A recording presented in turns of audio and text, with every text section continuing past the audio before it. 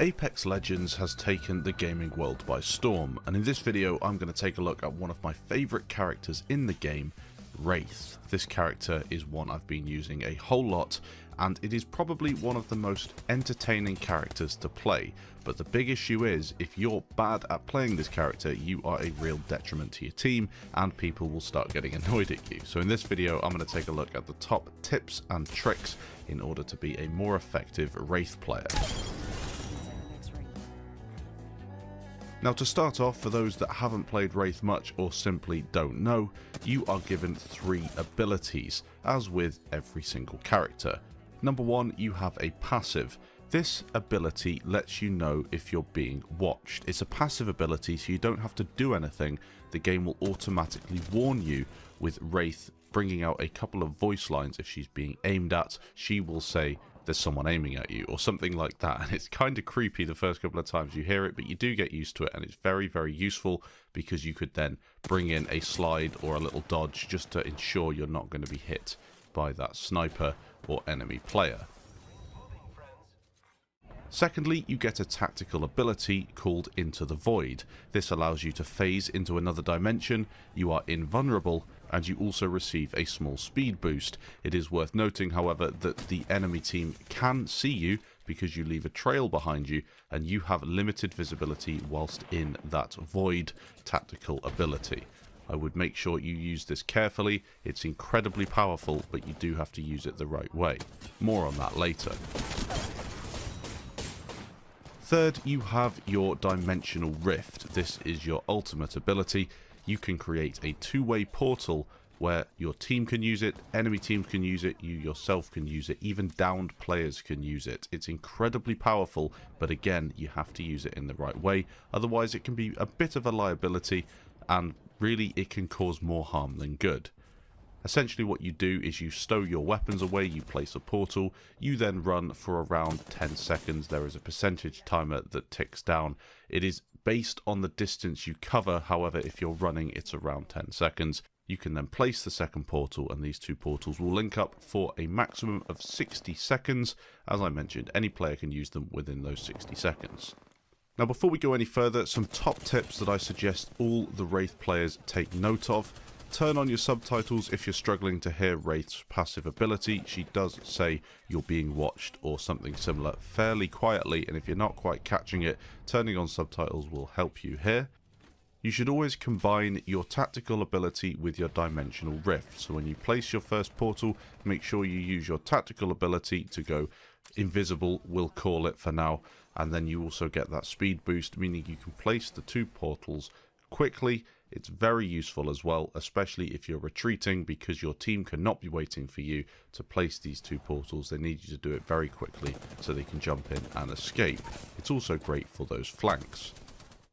You want to be using your tactical ability to get through the zone without taking damage. Using that Into the Void tactical ability does mean you receive no damage at all, so if you're in the zone or you need to nip into the zone to grab something, etc., make sure that you use that ability whenever you can. It recharges fairly quickly too, so don't worry about it.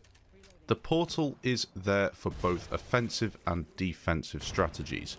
I like to use it primarily for defensive strategies. I will place the portal next to a down teammate, run to a safe area, and then place the other portal. They can hop through into safety and I can revive them, or maybe there's a lifeline medic there. It's very, very useful indeed if used in that way. However, you can also use it to boost teammates into flanking positions. I quite often use it when we're in an engagement with maybe the final team in the match, or when I know there's one team fighting another team and we want to get behind them. These sort of maneuvers where you just want to split your team up, or maybe all of you want to get behind this enemy team. You can see a couple of examples of this in the background. It's very powerful if used correctly. One thing I would say with Wraith is that it's very useful to play aggressive with her. This is quite a nice tactic, as you get that tactical ability to jump into the void, and whilst you're not completely invisible, as I discussed earlier, you don't take damage. So if you're jumping from cover to cover and using that ability, you're so strong. Think about the loadout you have in this situation as well. if you're going for CQB engagements, you want to make sure that you've got weapons that can handle that. I quite enjoy taking an SMG or a shotgun and maybe teaming that up with something like the R301 carbine, or maybe an M600, or even a Devotion if you have the right attachments. You can be very strong. Just base your loadout on your skill level and what you're comfortable with. Maybe you found something that works for you. Personally, I like to run with a Peacekeeper or an SMG, and then I'll run with a carbine. Possibly, I'll run with a longer range weapon if needs be.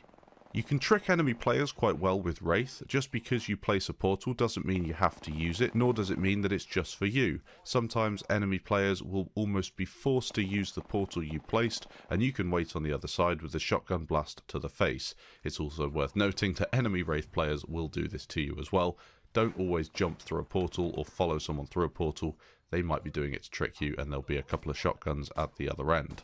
You can fly through a portal and almost instantly turn back around if there is danger.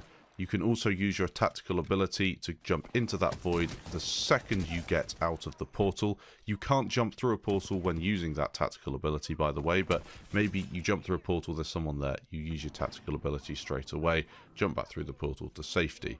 It's also great if you're a downed player to go through a portal, turn around and go straight back through it and keep jumping from side to side if you're not going to be picked up.